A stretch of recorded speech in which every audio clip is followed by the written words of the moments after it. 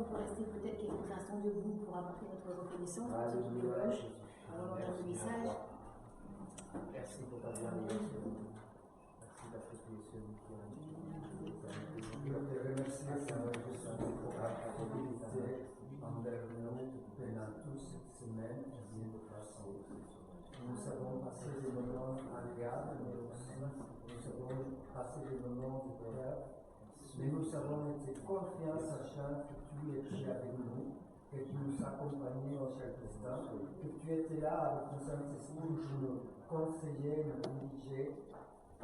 Merci Seigneur Jésus pour ta fidélité, ton amour.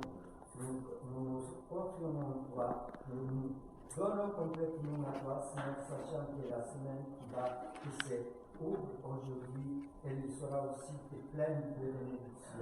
À toi la grâce, à toi la gloire. Amen. Je t'aime, Seigneur, mon Sauveur et mon Roi, je t'aime. C'est vrai que ce matin encore, je veux te dire que j'ai encore besoin de toi. Plus de toi dans ma vie, plus de toi tout autour de ma vie. Plus de toi chaque jour, j'ai besoin de toi. Je t'aime, je suis reconnaissant de tout ce que tu fais pour ma vie. Reçois mon adoration ce matin, mon Dieu, mon Père. Amen. Amen. Merci Père, te louons, te bénissons. Te louons, te rendons grâce. Merci pour ces moments. Merci pour ta parole que tu bénis dans nos cœurs. Merci Saint-Esprit pour toutes choses. À toi soit la gloire, Jésus. Amen. Amen. Voilà, bienvenue à tous. On va prendre dans Éphésiens chapitre 6, versets 10 et 11. Voilà, on va parler de notre adversaire, notre défenseur aussi, notre allié.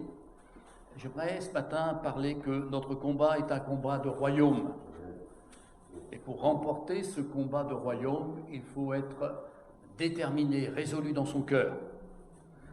Alors dans Éphésiens chapitre 6, versets 10 et 11 de la parole de Dieu, « Au reste, frères, fortifiez-vous dans le Seigneur et par sa force toute puissante. Revêtez-vous de toutes les armes de Dieu, afin de pouvoir tenir ferme contre les ruses du diable. » On relit, « Au reste, frères, fortifiez-vous dans le Seigneur, et par sa grâce toute puissante, revêtez-vous de toutes les armes de Dieu, afin de pouvoir tenir ferme contre les ruses du diable. » Ici, il y a deux mots que j'aimerais retenir, c'est « fortifiez-vous ». D'accord ? Et « revêtez-vous ». Et le texte nous dit que c'est à nous de nous fortifier, c'est à nous de nous revêtir. Trop souvent on prie, on dit « Seigneur, fais ceci, Seigneur, fais cela, Seigneur, fais comme ceci, fais comme cela. Amen. » Non. Le Seigneur nous dit à nous « Fortifiez-vous en moi, revêtez-vous de moi, afin de pouvoir tenir ferme contre les ruses du diable. » D'accord ? Ça, c'est pas directement contre le diable, c'est contre les ruses du diable. Tenir ferme, avec le secours du Saint-Esprit. Marcher dans son obéissance à sa parole, marcher à côté du Seigneur, à côté du Saint-Esprit, ce qui nous permet d'être fermes. Un chrétien, quelqu'un qui a rencontré Dieu, qui a accepté Jésus comme son sauveur personnel, est celui qui marche, est celui qui se tient à côté de Jésus, est celui qui se fortifie, est celui qui se revêt, et là, il tient ferme. Bien trop souvent, on se dit « Ah, il se passe ceci, il se passe cela ». Pourquoi ? Parce que le verset 12 nous dit « Car nous n'avons pas à lutter contre la chair et le sang, mais contre les puissances de ténèbres. » Car nous n'avons pas à lutter contre la chair et le sang, mais contre les puissances de ténèbres, mais contre les dominations, les autorités, les princes de ce monde, les esprits méchants dans les lieux célestes. Domination, autorité, prince, esprit méchant. Ce texte ne veut pas dire qu'il n'y a pas de lutte avec la chair et le sang. Ce texte ne veut pas dire qu'il n'y a pas de lutte entre les humains. Ce texte ne veut pas dire qu'il n'y a pas de lutte entre les frères et les sœurs. Mais le vrai combat ne se situe pas entre nous ou contre nous. Le vrai combat se situe au niveau du royaume du Seigneur, le royaume de Jésus. D'ailleurs, quand Jésus est venu sur la terre, il a dit « Je suis là, je suis le Messie, le royaume de Dieu est au milieu de vous. » Et quand le Seigneur est parti, il nous a envoyé le Saint-Esprit et le royaume de Dieu est au milieu de nous. Jésus est venu établir son royaume. il est au milieu de nous. Qu'est-ce qui se passe? Malade guéri, Jésus reconnu comme Messie, des âmes réconciliées avec Dieu, des âmes sauvées. En marche. Nous sommes appelés à combattre. Nous sommes appelés à résister. Nous sommes appelés à tenir ferme.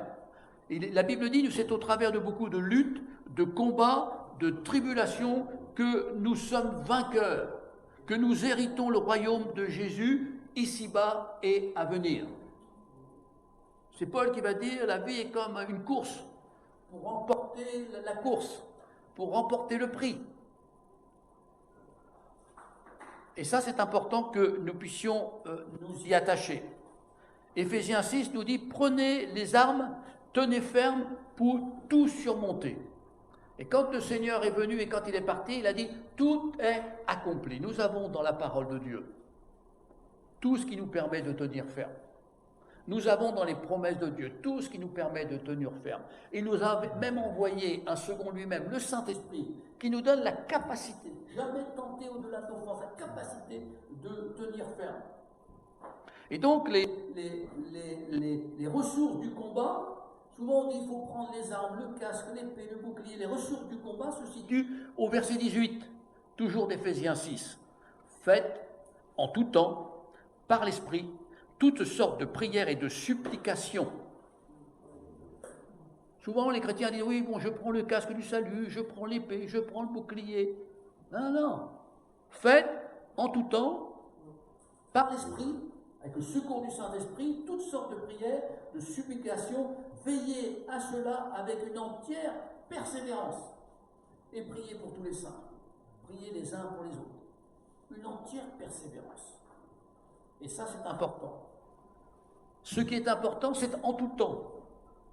Nous sommes là en tout temps, debout, pour tenir ferme, afin que le royaume de Dieu soit établi pleinement dans nos corps, dans nos cœurs, dans nos vies, dans nos familles, et que le royaume de Dieu s'établisse dans tous ceux et toutes celles qui le rencontrent.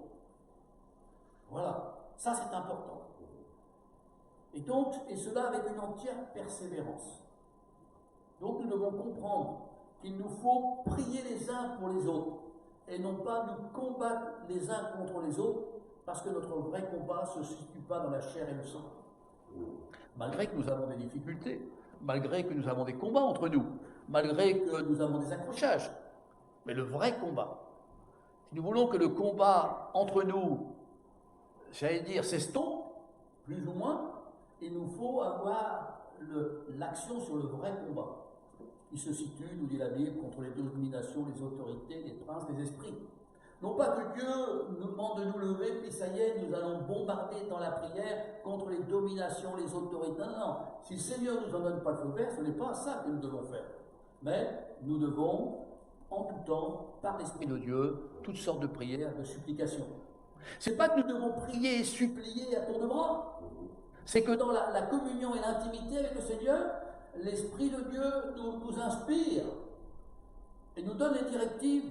Et par le secours du Saint-Esprit, nous prions toutes sortes de prières et de supplications qu'il introduit dans notre cœur et dans notre esprit pour que nous puissions être au combat, combatifs et avoir des résultats avec le Seigneur. Et ça, c'est important. Daniel, le prophète Daniel, dans le livre de Daniel, au chapitre 1, verset 8, avait compris cela. Daniel, chapitre 1, verset 8. Daniel résolut de ne pas se souiller par les mets du roi et par le vin dont le roi buvait, et il pria le chef des eunuques de ne pas l'obliger à se souiller. Ici, la solution, c'est que le prophète Daniel, il résolut. D'accord ? Il prit position dans son cœur.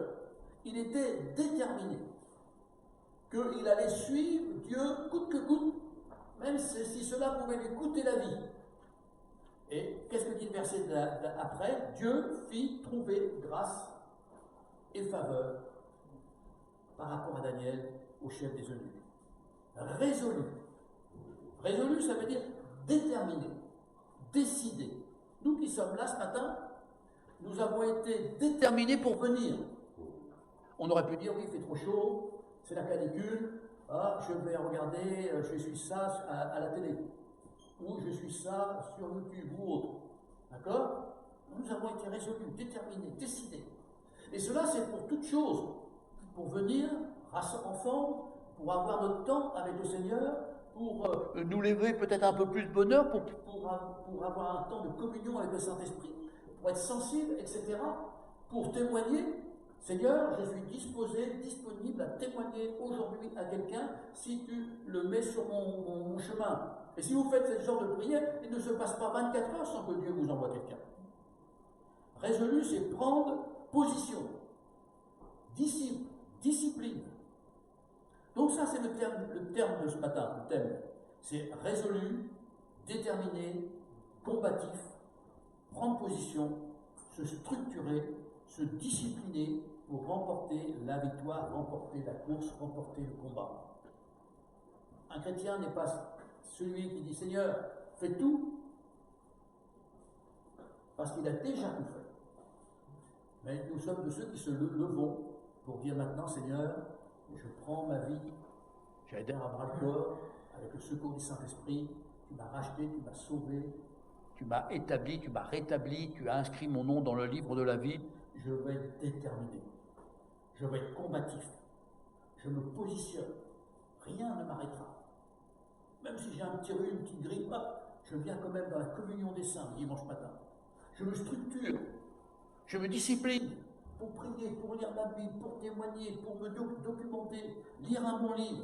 Et Paul dit, un peu comme celui qui veut remporter la course, on le voit ça tous les Jeux Olympiques, hein, et il s'entraîne, et il ne va pas dire, aujourd'hui c'est dimanche, je me repose, aujourd'hui je prends mes congés, donc je vais... Non, il se discipline, et ça c'est important. Résolution. Pour la résolution, je vais développer trois points. C'est dans l'être humain, il y a la pensée d'éternité. Et nous sommes des personnes créées à l'image de Dieu, et au fond de nous-mêmes, nous avons besoin d'exister. Nous sommes sur cette terre des êtres qui avons perdu le sens de notre esprit, le contact avec Dieu. Ce que le Père cherche, dit Jésus, sont des adorateurs en esprit et en vérité. Et nous avons perdu la voie de l'éternité.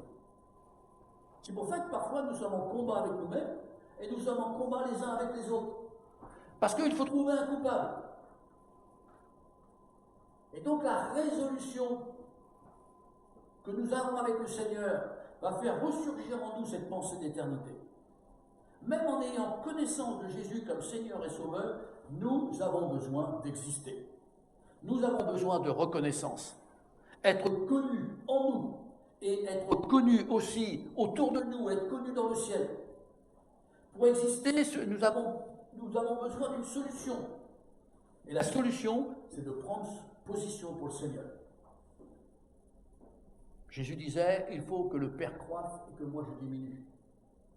Et nous avons besoin que le Seigneur grandisse en nous et que nous diminuions à nos propres prérogatives. Souvent, il y a plein de choses que nous disons, mais il y a derrière ce que nous ne disons pas. Et c'est cette pensée d'éternité. Nous sommes malades d'un besoin d'exister. Il faut être honnête, sincère entre nous. Et nous avons besoin d'exister.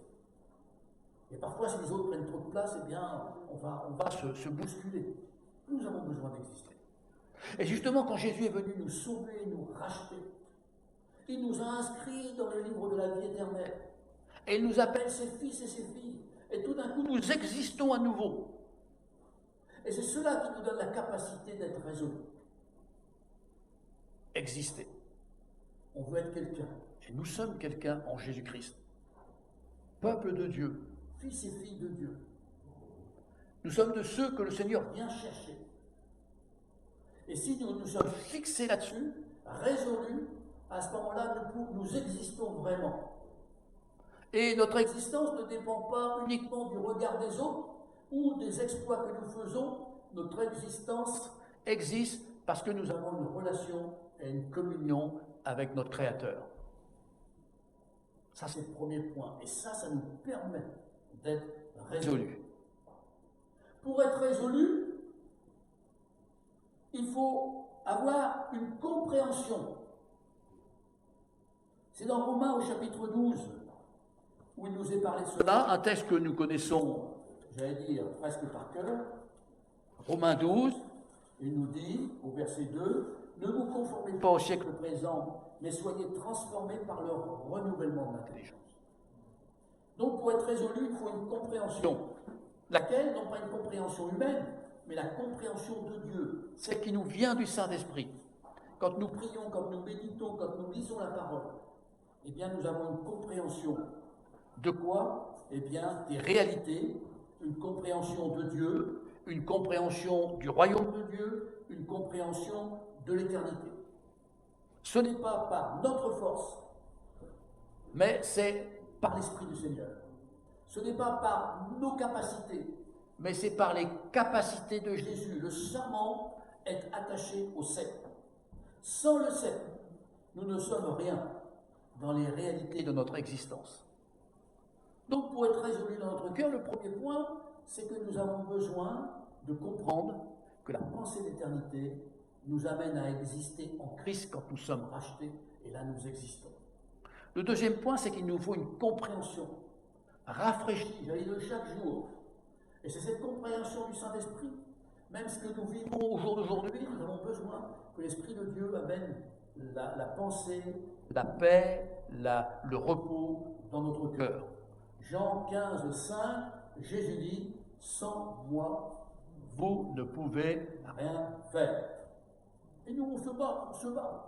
On se bat avec nous-mêmes, on se bat avec les autres. Alors que c'est le royaume. Le royaume de Dieu est là, au milieu de nous. Jésus dit, « Sans moi, vous ne pouvez rien faire. » Jean 15, verset 5. Mais au verset 19, il est dit, « Le Fils ne fait rien de lui-même. » Quand Jésus est venu en tant que serviteur, il ne faisait que ce que le Père lui ordonnait de faire.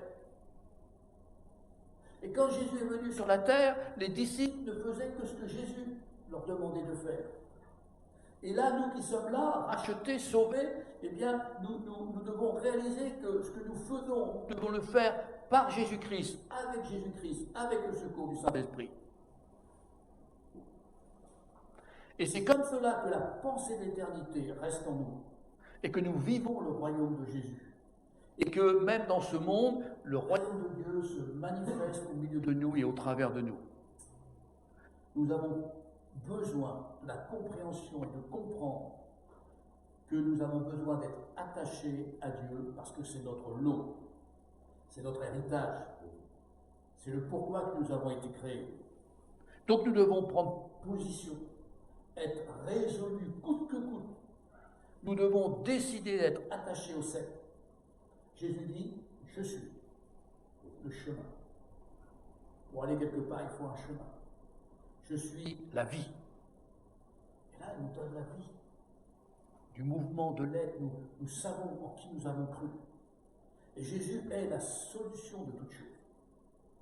Et c'est pour cela qu'à un moment donné, dans la parole, il va nous dire de renoncer à nous-mêmes.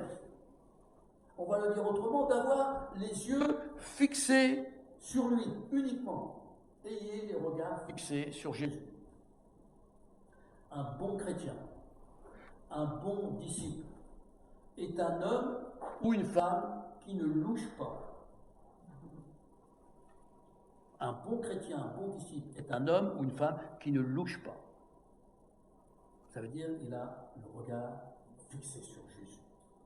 Et non pas là, d'un côté, par rapport à son frère, à sa sœur, par rapport à lui-même, aux circonstances. Il regarde tout, et puis au secours Seigneur, Seigneur fais ceci, fais cela. Non. Il a les regards fixés sur Jésus. C'est Jésus d'abord. Hein, on devrait écrire ça sur le fronton de l'église. Jésus d'abord, et non pas nous d'abord. C'est Jésus. Tout existe à cause de lui. Tout a été créé à cause de lui. Tout subsiste à cause de lui. Le Père ne respire que pour lui. C'est pour cela qu'il a envoyé le Fils. Ce n'est pas par nos forces ou par nous-mêmes, mais c'est par lui, par ses forces. c'est être attaché à la parole, déterminé, être résolu. Et ça, c'est important. Alors, comment prendre position? Ça, c'est le troisième point. Le premier, c'est la pensée d'éternité. Le deuxième, c'est la compréhension du Saint-Esprit. Et comment prendre position? La prise de position, c'est dans l'obéissance. C'est là que la Bible dit l'obéissance vaut mieux que les sacrifices.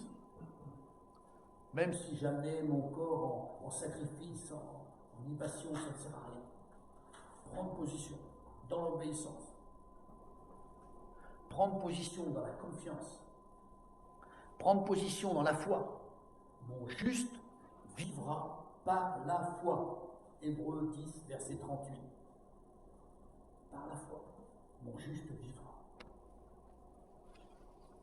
Et donc la foi, on a ça dans Hébreux 11, c'est une ferme assurance, une détermination.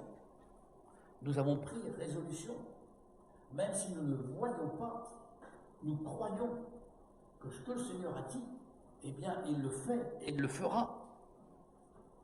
Et donc, dans Hébreux 6, au verset 12, il va nous être dit, Hébreux 6, 12, en sorte que vous ne vous relâchiez point et que vous imitiez ceux qui, par la foi et la persévérance, héritent les promesses. La foi et la persévérance. La foi, la persévérance dans l'obéissance. Et donc, ça, c'est important. Mon juste vivra par la foi. Mais s'il se retire, je ne prends pas plaisir en lui. Et c'est là qu'on a ce fameux chapitre d'Hébreux 11 où il dit c'est par la foi. C'est par la foi Cain, Abel, Abraham, etc. Joseph, par la foi. Et même certains, ils ont salué de loin les promesses de Dieu, mais tout était par la foi. Ils suivaient Dieu. Et non pas la bénédiction de Dieu. Et certains ont suivi Dieu et l'exaucement des promesses, ils l'ont salué comme de loin. Ils savaient. Joseph, pour que son corps revienne dans son pays, il savait qu'au bout de 400 années, eh bien, il y aurait une possibilité. Et ça, c'est important que nous ayons cela en nous. Être en paix avec la pensée d'éternité, être en marche dans la révélation des choses et prendre position dans l'obéissance et la foi. Il ne faut pas se prendre des versets bibliques, j'allais dire, et les dorloter. Certains chrétiens ont des versets bibliques, j'allais dire, fétiches. Et ils s'appuient là-dessus. Et après, à un moment donné, il dit, bah, Seigneur, qu'est-ce qui se passe? Où es-tu? Je t'entends plus, je te comprends plus, je te sens plus.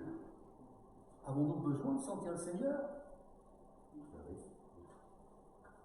Quand il permet qu'on ressente sa présence, son onction, son esprit, ça fait du bien. Mais mon juste vivra par la foi et non pas par la vue. Il y a des moments de, j'allais dire, de trou, de flou. Et Dieu permet cela. Pourquoi? Parce que nous vivons par la foi. Nous vivons dans l'obéissance à sa parole. Et nous, des fois, on peut voir une vision, un songe, une autre et encore une autre révélation. Et puis, on veut sentir l'onction, la présence. Ah, j'ai senti la présence de Dieu ce matin, c'était un super culte. Ah, j'ai rien senti, c'était pas terrible. Non. Nous avons la parole écrite. Et nous devons nous y conformer. C'est un plan que Dieu a prévu pour nous.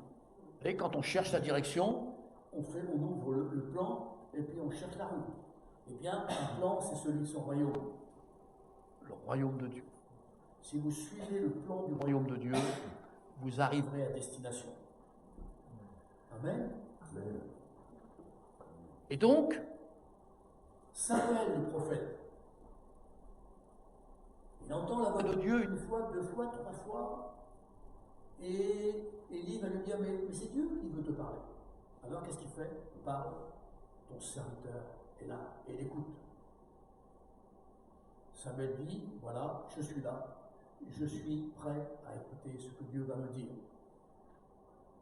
Est-ce que c'est ça la résolution? quand nous avons des temps dans sa présence,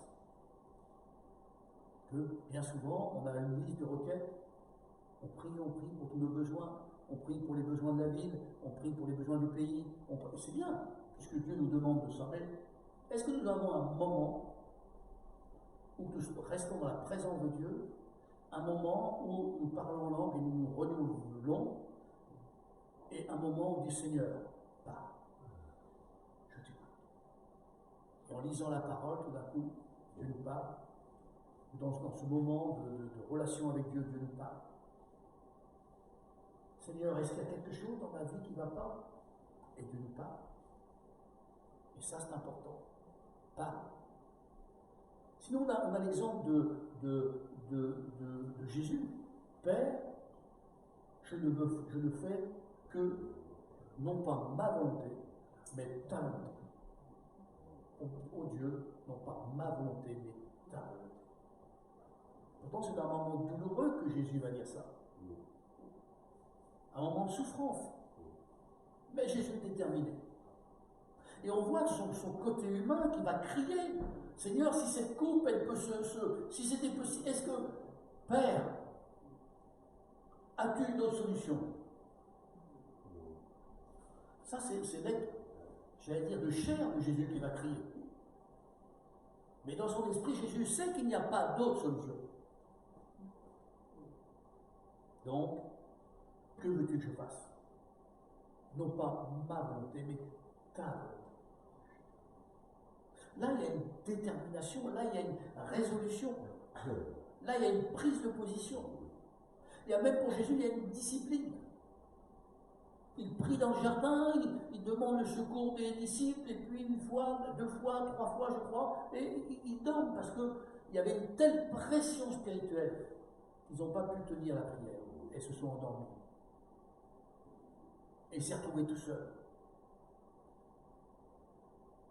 Mais Père, il est en relation avec le Père, non pas ma volonté, mais ta volonté. Et pour nous, le jour d'aujourd'hui, c'est pareil, Jésus. Que veux-tu que je fasse? Jésus, que veux-tu que je fasse? C'est pas Jésus, fais ceci, fais cela, et fais cela, non. C'est Jésus, que veux-tu que je fasse? Et Jésus dit, toi, suis-moi. Comment, Seigneur? Lisez Matthieu, Marc, Luc, Jean. Et vous avez comment Jésus a suivi le Père, comment il nous a donné un exemple. Toi, suis-moi. Et c'est là que nous commençons à prendre toute l'ampleur de ce texte, car nous n'avons pas à lutter contre la chair et le sang. Et souvent on pense à mon frère, à ma sœur, mais nous n'avons pas à lutter contre notre propre chair et notre propre sang. Parce que le combat, ce n'est pas notre royaume, mais c'est son royaume.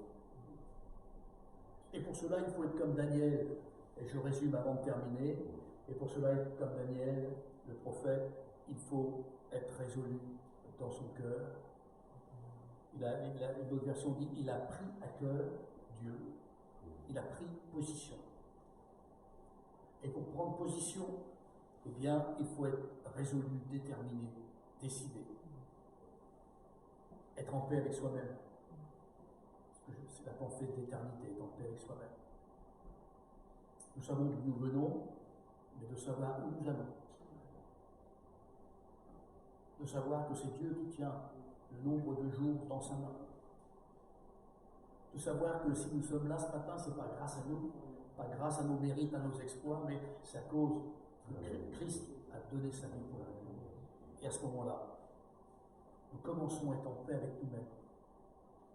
Et s'il y a une difficulté, s'il y a un problème, ce n'est pas la faute de notre frère, de notre sœur, du voisin, du patron, du gouvernement, du pasteur, du conjoint. Non, non. Nous avons besoin d'être en paix avec la pensée d'éternité. Où allons-nous?